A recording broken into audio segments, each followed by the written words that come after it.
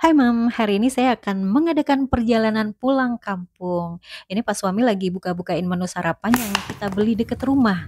Hari ini sengaja nggak masak ya Mam, karena ntar malam kita mau OTW pulang kampung halaman.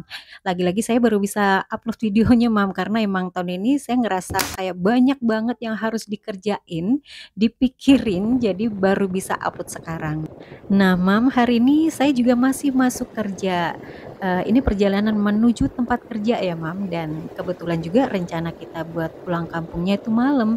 Jadi paginya saya masih bisa bekerja. Dan seperti biasa, saya masuk kerja dari jam 8 sampai jam 5 sore. Hari ini saya masuknya full ya, Mam, biar beres dulu urusannya. Jadi pas ditinggal cuti nggak begitu kepikiran dengan pekerjaan. Mendung Mam, sepertinya akan hujan, tapi saya berharap nanti nggak hujan ketika kita melakukan perjalanan. Nah, ini kita udah ada di tol ya Mam, menyambut Nataru belum banyak yang mudik Natal atau sekedar merayakan tahun baru. Alhamdulillah semalam terang sampai pagi ini. Ini pas suami baru saja cuci muka ya Mam, biar lebih melek katanya. Baru masuk gerbang tol Kali Kangkung, suasananya juga masih sepi. Biasanya kalau pas musim mudik di sini rame Mam. Ini saya lupa jam berapa, pokoknya seingat saya sebelum jam 6 kita udah masuk Semarang ya Mam. Masih berkabut juga walaupun tipis. Alhamdulillah perjalanan lancar banget hari ini, karena nggak kayak mudik lebaran yang biasanya selalu rame Mam. Dan tara, udah sampai di Paris Mam, Parisnya Jogja. Dulu ketika remaja kita suka nyebut Pantai Parangtritis itu dengan sebutan Paris. Panas banget hari ini karena emang kita nyampenya siang setelah sholat Jumat. Jadi tadi kita mampir ke masjid dulu buat ibadah sholat Jumat. Nah setelah sholat Jumat baru kita menuju ke pantai. Ini anak-anak langsung selfie dan menikmati suasana di pantai. Walaupun panas-panasan ya Mam, tapi mereka tetap happy. Morning sun, the day is one. Sun dancing and everything's fine. A gentle breeze, the city's slow. I take a seat, let the moment flow. A cup of coffee, sugar falls. Akhirnya kita sampai di villa. Ini villanya recommended banget menurut saya. Yang jaga ramah, tempatnya bersih, luas, dan menurut saya ini villa paling mewah yang dekat dengan Tugu Jogja. Ada 5 kamar tidur AC semua dengan kamar mandi dalam, air panas yang fungsi terus, dan private pool. Ini kamar yang mau saya tempatin ada di lantai 2, yang kamar utamanya lebih luks dan lebih luas lagi. Ada di lantai 1, itu bagian kakak tertua saya. Biar nggak terlalu naik turun juga. Nah ini di sore hari kita mulai ngumpul nih. Meskipun belum lengkap tapi suasananya tetap hangatnya. Ini yang selalu kita rindukan. Hanya ada cerita baik dan selalu berbagi keceriaan. Ini view villa bagian belakang ya Mam, tempatnya asri, bersih, dan ini kolamnya bisa dipakai sampai malam karena bagian belakang pun lampunya terang. Asli ini view-nya lebih bagus dari apa yang saya videoin Mam, karena sebenarnya saya nggak ada niat buat videoin ya, tapi karena saya suka jadi saya ingin berbagi. Siapa tahu ada moms yang ingin bawa keluarganya buat liburan ke Jogja dan nginepnya bisa di sini. Nah, tiba waktunya buat makan malam. Ini kakak-kakak saya lagi nyiapin menu buat makan malam. Di sini nih serunya, masak sambil cerita ngalor ngidul pokoknya. Ini view dari dapur ke kolam renang. Tuh masih ada yang pada renang, Mam. Sampai malam bahkan renangnya. Nah, waktunya santai, Mam. Beberapa ada yang nyiapin menu buat makan malam dan beberapa lagi ada yang lagi karaokean kayak gini.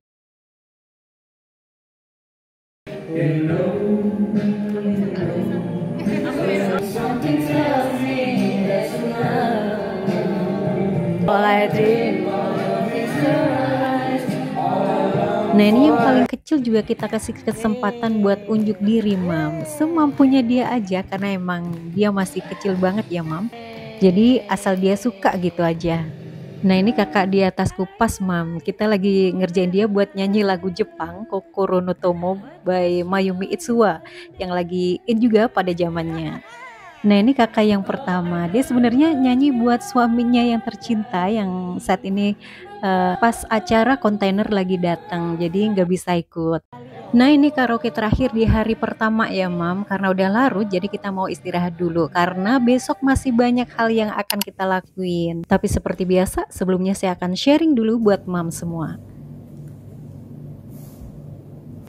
Seperti biasa saya akan memperkenalkan diri saya dulu bahwa saya adalah seorang ibu rumah tangga dan saya juga seorang karyawan di sebuah perusahaan swasta. Saya tidak memiliki asisten rumah tangga, tapi saya bisa jalanin semua dengan baik-baik aja. Kalau saya bisa, Mam pasti juga bisa. Saya pernah baca, pernah dengar cerita, pernah tahu sendiri juga tentang sebuah keluarga tapi nggak rukun hidupnya.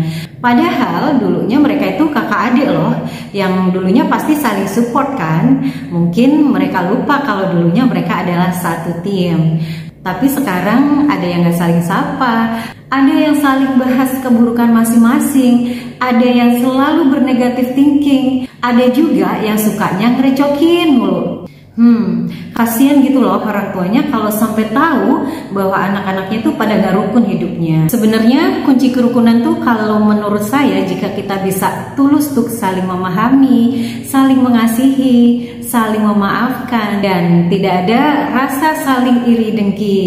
Dan satu lagi kalau kata guru ngaji saya, agar kita tuh selalu rebutan ngalah, berebut tuh saling mengalah.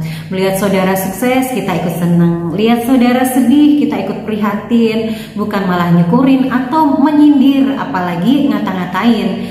Kalau nggak bisa bantu lebih baik diem, turut mensupport dengan menenangkan, membuatnya menjadi lebih sabar, itu lebih bermanfaat. Setidaknya ngurangin beban pikirannya gitu loh. Jangan malah saudara susah kita seneng. Sebaliknya, saudara sukses kita jealous. Kalau udah begini harus ditelisik lagi tuh, kenapa kok jealous? Pasti nanti ketemu deh masalahnya kenapa. Dan biasanya masalah itu sebenarnya berasal dari diri kita sendiri. Paling mentok alasannya karena kita sulit memahami atau menoleransi keadaan orang lain. Ini emang sesuatu yang sulit untuk dilakuin sih. Tapi kalau kita bisa, manfaatnya ke diri tuh luar biasa. Karena Allah akan menggantinya dengan sesuatu yang sangat baik. Karena Allah tahu apa yang kita lakuin itu nggak mudah. Makanya Allah menggantinya dengan sesuatu yang istimewa. Banyak hal baik yang akan mendekat. Dan ini nih yang juga harus diingat dalam persaudaraan. Jangan suka membanding-bandingkan, membedakan sikap ke sesama saudara. Misal, lebih respect ke saudara yang lebih mampu. Ini jangan sampai terjadi karena coba balikin ke diri sendiri. Kalau sendirinya digituin, seneng gak? Nyaman gak? Jadi kembalikan ke diri sendiri dulu sebelum melakukan sesuatu terhadap orang lain. Kira-kira nyakitin gak ya? Agar kita terhindar dari hal-hal buruk. Karena semua perbuatan tuh akan kembali ke kita. Jadi berbuat yang baik-baik aja agar kembalinya juga baik. Di zaman Nabi ada hukum kisos. Di dunia disebut hukum tabur tuai.